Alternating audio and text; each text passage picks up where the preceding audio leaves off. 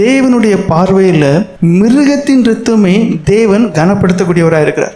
ஆதியாகமம் 9:3-4 வசனங்களை வாசிங்க. நடமாடுகிற ஜீவ ஜந்துக்கள் யாவும் உங்களுக்கு ஆகாரமாய் இருப்பதாக, பசும்பொன்னுகளை உங்களுக்கு தந்தது போல அவைகள் எல்லாவற்றையும் உங்களுக்கு தந்தேன். மாம்சத்தை அதன் உயிராகிய இரத்தத்தோட புசிக்க வேண்டாம். பாருங்க, ஒரு மிருகத்தை சாப்பிட சொல்றாரு. சாப்பிடும்போது என்ன சொல்றாரு? ரத்தத்தை மட்டும் நீ புசிக்காத. லேவியராகவும் 17:10 வாசிங்க. இஸ்ரவேல் குடும்பத்தாரிலும் உங்களுக்கும் தங்கு அந்நியர்களிலும் எவனாகல இரத்தம் எண்ணப்பட்டதை புசித்தால் இரத்தத்தை புசித்த அவனுக்கு விரோதமாக நான் என் முகத்தை திருப்பி அவன் தன் ஜனத்தில் இராதபடிக்கு அவனை அறுப்புண்டு போக பண்ணுவேன். பாருங்க, தேவன் இந்த மிருகத்தின் ரத்தத்தையே எவ்வளவு கனமாக வச்சிருக்கார், எவ்வளவு வெளியேறப்பட்டதா வச்சிருக்காருன்னு பாருங்க. ஒரு மனுஷன் அவன் அந்நியனா இருந்து இல்ல தெரிஞ்சோ தெரியாமலோ அவன் சாப்பிடுவானே, ஆனால் நான் அவனுக்கு விரோதமாக செயல்படுவேன் என்று தேவனே சொல்லுகிறார்.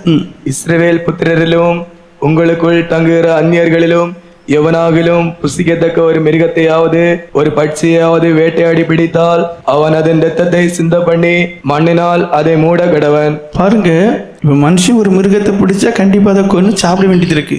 அப்ப அந்த ரத்தத்தை என்ன பண்ணணும்? ரத்தத்தை நீ அப்படியே நிலத்துல சிந்திரு, அதை மண்ணை போட்டு மூடிரு, அவ்வளவுதான். சகல மாம்சத்துக்கு ரத்தம் உயிரா இருக்கிறது. ரத்தம் ஜீவனுக்கு சமானம். ரத்தம் ஜீவனுக்கு சமானம். ஆகையால் எந்த மாம்சத்தின் ரத்தத்தையும் புசிக்க வேண்டாம். தெளிவா அவரை சொல்லிட்டு, ஆகையால் எந்த மாம்சத்தின் ரத்தத்தையும் புசிக்க வேண்டாம். சகல மாம்சத்தின் உயிரும் அதன் ரத்தம் தானே. அதை புசிக்கிற எவனும் அறுப்புண்டு போவான் என்று இஸ்ரவேல் புத்திரருக்கு சொன்னேன். பாருங்க, சாப்பிடக்கூடியவன் இருக்கவே கூடாதுன்னு ஆண்டவர் சொல்ற. ஒரு மாம்சத்தினுடைய இரத்தத்துக்கே தேவன் இவ்வளவு முக்கியத்துவம் கொடுக்கிறார். அப்ப இயேசு கிறிஸ்துவனுடைய இரத்தத்தை நீங்களே கற்பனை பண்ணி பாருங்க, அது எவ்வளவு வெளியேற பெற்றதா இருக்கும். அடுத்தது, தேவனுடைய பார்வையில் மனுஷனுடைய இரத்தம் எவ்வளவு வெளியேற பெற்றதா இருக்கு என்று பார்ப்போம். ஆதியாகமம் 9:5-6 வசனங்களை வாசிங்கள். உங்களுக்கு உயிரா இருக்கிற உங்கள் இரத்தத்திற்காக பழி வாங்குவேன். பாருங்க, மனுஷனுடைய உயிர் அவனுடைய இரத்தத்துல இருக்கு. அந்த உயிரை யாராவது எடுத்தா அவனு தேவன் பழி வாங்குவார், அவனுடைய உயிரை எடுப்பார். சகல ஜீவ ஜந்துக்கள் இடத்துல மனுஷனிடத்தில் பழி வாங்குவேன். மனுஷனுடைய உயிருக்காக அவனவன் சகோதரனிடத்தில் பழி வாங்குவேன். யாரு கொல்றாங்களோ அவனிடத்துல பழி வாங்குவேன். மனுஷன் தேவசாயல் உண்டாக்கப்பட்டபடியால் மனுஷனுடைய இரத்தத்தை எவன் சிந்துகிறானோ அவனுடைய இரத்தம் மனுஷனாலே சிந்தப்பட கடவுது. பாருங்க, அர்த்தம் என்ன? நீ மனுஷனுடைய உயிரை எடுக்காத, மனுஷனை ரத்தம் சிந்த வைக்காத, மனுஷனை கொலை பண்ணாத, அவனுக்குள்ள இருக்கக்கூடிய ரத்தம் வெளியேற பெற்றது. ஆதியாகமம் 4:8-10 வரைக்கும் வாசிங்க. காயின் தன் சகோதரனாகிய ஆபேலோடு பேசினான். அவர்கள் வயல்வெளியில் இருக்கும் சமயத்தில் காயின் தன் சகோதரனாகிய ஆபேலுக்கு விரோதமாக எழும்பி அவனை கொலை செய்தான்.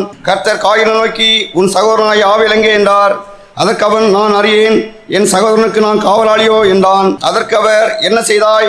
உன் சகோதரனுடைய ரத்தத்தின் சத்தம் பூமியில் என்னை நோக்கி கூப்பிடுகிறது. பாருங்க, உன் சகோதரனுடைய இரத்தத்தின் சத்தம். இங்க ஆபேல் இறந்து போகிறான், ஆனால் ஆபேலுக்காக கர்த்தர் கணக்கு கேட்கிறார் காயினிடம். ஆபேல் இறந்து போகிறான், அந்த ஆபேலுடைய இரத்தம் தேவனிடத்திலே பேசக்கூடியதாக இருக்கிறது. அந்த தேவன் என்ன செய்கிறார்? கணக்கு கேட்கக்கூடியவராக இருக்கிறார். அப்போ தேவனுடைய பார்வையிலே ஒரு சாதாரண ஒரு மிருகம், விலை கொடுத்து வாங்கலாம் ஒரு மிருகம், அந்த மிருகத்தினுடைய இரத்தம் மிகவும் முக்கியமாக இருக்கிறது. அடுத்த காரியம் என்ன சொன்னேன்? தேவனுடைய பார்வையில் மனுஷனுடைய இரத்தமும் வெளியேற பெற்றதாக இருக்கிறது என்று. அப்போ நீங்க எப்பொழுதுமே என்னதான் யோசிக்கணும்? அப்போ இயேசு கிறிஸ்துவனுடைய இரத்தம், ஜீவனுள்ள தேவனுடைய இரத்தம், அது எவ்வளவு வெளியேற பெற்றது என்று பார்க்க வேண்டும்.